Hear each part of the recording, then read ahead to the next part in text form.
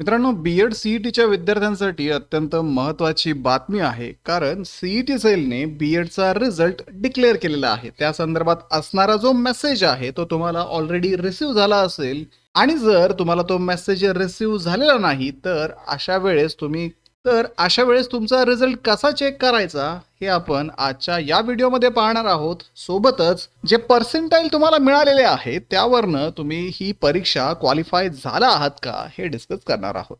तर हॅलो विद्यार्थी मित्रांनो, मी तुमचा एज्युकेटर अरविंद आणि तुमचं स्वागत आहे ग्लोबल ऑनलाईनमध्ये. तर बी-एडच्या ॲडमिशनसाठी असणारी काउन्सिलिंग ग्लोबल ऑनलाईनमध्ये सुरू करण्यात आली आहे. तर या काउन्सिलिंगमध्ये तुम्हाला 1-on-1 काउन्सिलर ऍक्सेस दिला जातो. तुम्हाला मिळालेले मार्क्स आणि तुम्हाला कुठल्या कॉलेजला ऍडमिशन घ्यायचं आहे याविषयी डिस्कशन केलं जातं. तसंच विद्यार्थी मित्रांनो, मागच्या वर्षीचा जो कट ऑफ होता, मागच्या वर्षीचे जे ऍडमिशन होते त्यानुसार कुठल्या कॉलेजला तुमचा नंबर लागू शकतो याविषयी डिसिजन देणं असेल किंवा तुमचं डॉक्युमेंट व्हेरिफिकेशन असेल, तर अगदी कॅप राऊंडच्या नोटिफिकेशन पासून तर तुमच्या कॉलेजच्या ऍडमिशन पर्यंत या सर्व स्टेपमध्ये ग्लोबल ऑनलाईनचे ऍडमिशन काउन्सिलर्स तुम्हाला मदत करणार आहेत. त्यामुळे लवकरात लवकर दिलेल्या नंबर्सवरती कॉन्टॅक्ट करा आणि ही काउन्सिलिंग जॉईन करून महाराष्ट्रातल्या टॉपच्या कॉलेजेसमध्ये ऍडमिशन घेण्याची तयारी सुरू करा. तर मित्रांनो, जर तुम्हाला मेसेज आला असेल तर मेसेजमध्ये ऑलरेडी सी-ई-टी सेलने तुम्हाला रिझल्ट चेक करण्यासाठी लिंक दिलेली असेल आणि जर तुम्हाला तो मेसेज मिळाला नसेल तर तुम्ही नक्कीच सी-ई-टी सेलच्या वेबसाईटवरती जाऊन तुमचा रिझल्ट तुम्ही चेक करू शकता.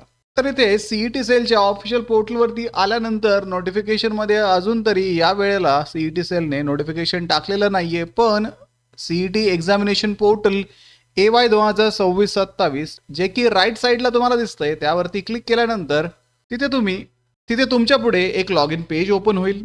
मग त्या लॉग इन पेजवरती तुमचा रजिस्टर्ड ईमेल ID आणि पासवर्ड जो तुम्ही फॉर्मच्या वेळेस दिला होता तो तिथे एंटर करायचा आहे.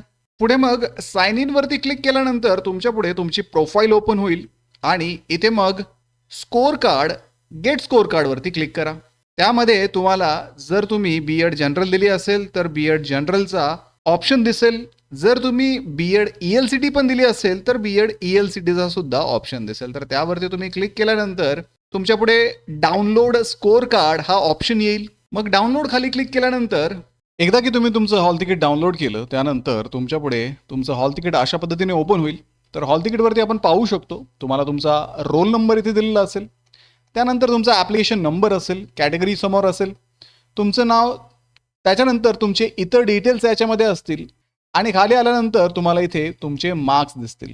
तर इथे MH B.Ed general and special CET 2026 percentile तुम्हाला दिलेले आहेत.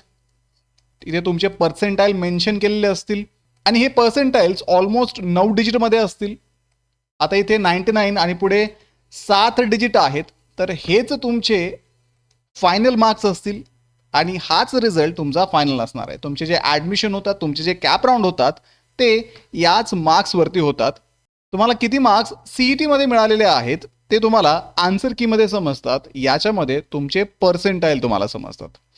तर अशा पद्धतीने हा तुमचा रिझल्ट पाहायचा आहे, डाउनलोड करायचा आहे आणि याची प्रिंट काढून ठेवा, कारण कॅप राऊंडच्या रजिस्ट्रेशनच्या वेळेस तुम्हाला ही प्रिंट गरजेची आहे. आता विद्यार्थी मित्रांनो, सगळ्यात महत्त्वाचा प्रश्न म्हणजे रिझल्ट तर आलाय, पण तुम्ही या CETमध्ये पास झाला आहात का? तर मित्रांनो, या CETमध्ये क्वालिफाईंग मार्क किंवा पासिंग मार्क अशी कुठलीही पद्धत नसते. तुम्हाला जेवढे चांगले मार्क्स मिळाले तेवढं चांगलं कॉलेज तुम्हाला मिळेल आणि जर तुम्हाला कमी मार्क्स असतील तर तुम्हाला प्रायव्हेट कॉलेजमध्ये ट्राय करावा लागेल. हाच फरक याच्यामध्ये असतो. क्वालिफाईंग ही एक्झाम नाही आहे, ही एंट्रन्स एक्झाम असल्यामुळे तुम्हाला अगदी 0 पॉईंटमध्ये जरी मार्क्स असतील तरी तुम्ही ही एक्झाम पास आहात आणि कॅप राऊंडला तुम्ही अप्लाय करू शकता. तर अशा पद्धतीने हा तुमचा रिझल्ट डाउनलोड करा आणि कॅप राऊंडसाठी आता तयारी सुरू करा, कारण CET सेल लवकरच कॅप राऊंडची प्रोसेससुद्धा सुरू करेल, कारण ऑलरेडी आपल्या रिझल्टला खूप जास्त वेळ गेलेला आहे. आणि 2025चं जर आपण कॅप शेड्यूल पाहिलं तर CET सेलने कॅपचे रजिस्ट्रेशन हे 25 जूनला सुरू केले होते आणि 5 ऑगस्टपर्यंत तुमचे रजिस्ट्रेशन चालू होते आणि त्याच दरम्यान तुमच्या डॉक्युमेंटचं व्हेरिफिकेशन सुद्धा चालू होतं आणि कॅप राऊंड 1साठी असणारी जी मेरिट लिस्ट आहे ती 9 ऑगस्टला रिलीज केली होती.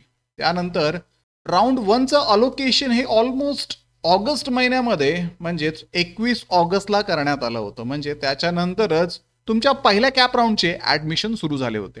म्हणजे कॅप राऊंडची ही जी प्रोसेस आहे ती खूप लेंग्दी प्रोसेस आहे, खूप दिवस चालणारी ही प्रोसेस आहे. त्यामुळे सध्या तरी जून महिन्यामध्ये आपण एक्सपेक्ट करूयात की CET सेल आपले कॅप राऊंडचे रजिस्ट्रेशन्स सुरू करेल आणि सबसिक्वेंटली हे जे शेड्यूल आहे ते पण 2026 साठी रिलीज करेल. आता त्यासाठी विद्यार्थी मित्रांनो, तुमच्याकडे या कॅप राऊंडसाठी रिक्वायर्ड असणारे डॉक्युमेंट्स असणं गरजेचं आहे. त्यानंतर कॅप राऊंडची प्रोसेस कशी होते, बेटरमेंट काय आहे, फ्रीज काय आहे, ऑटो फ्रीज काय आहे, या सर्व गोष्टींची माहिती असणं आवश्यक आहे. तसेच तुमच्या कॅटेगरीला कॅप राऊंडमध्ये किती रिझर्वेशन मिळतं हेही तुम्हाला माहिती असणं गरजेचं आहे. तर याविषयी असणारे सविस्तर व्हिडिओज मी चॅनलवरती ऑलरेडी अपलोड केलेले आहेत. त्याच्या लिंक्स मी तुम्हाला डिस्क्रिप्शनमध्ये पण देणार आहे. तर त्या लिंक्स चेक करा आणि कॅप राऊंडसाठी तुम्ही रेडी व्हा. तर या सगळ्या कॅपच्या प्रोसेसमध्ये तुम्हाला मदत करण्यासाठी ग्लोबल ऑनलाईनची ॲडमिशन काउन्सिलिंग सुरू आहे. त्यामुळे लवकरात लवकर दिलेल्या नंबर्सवरती कॉन्टॅक्ट करा आणि ही काउन्सिलिंग जॉईन करून महाराष्ट्रातल्या टॉपच्या कॉलेजेसमध्ये ॲडमिशन घेण्याची तयारी सुरू करा. तर व्हिडिओला लाईक करा, तुमच्या मित्रांना हा व्हिडिओ शेअर करा, ग्लोबल ऑनलाईनला आत्ताच सबस्क्राईब करून ठेवा. भेटूया पुढच्या व्हिडिओमध्ये. थँक्यू.